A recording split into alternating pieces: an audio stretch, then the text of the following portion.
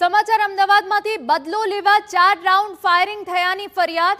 વટવાના શ્યામા પ્રસાદ મુખર્જી નગરમાં સરાજાહેર ફાયરિંગની ઘટના બની।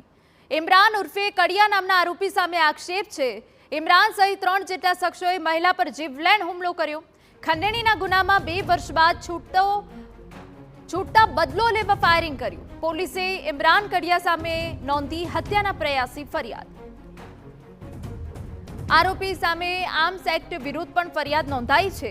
ઉલ્લેખનીય છે કે સાહિસ્તા બાનુ નામની મહિલાએ આરોપી ઇમરાન કડિયા સામે અગાઉ ખંડણીની ફરિયાદ નોંધાવી હતી, જે બાદ આરોપીને 2 વર્ષની જેલ થઈ હતી। જોકે હવે જેલથી છૂટ્યા બાદ આરોપીએ બંદૂક અને તલવાર સાથે આવીને જીવલેણ હુમલો કર્યાનો આરોપ છે।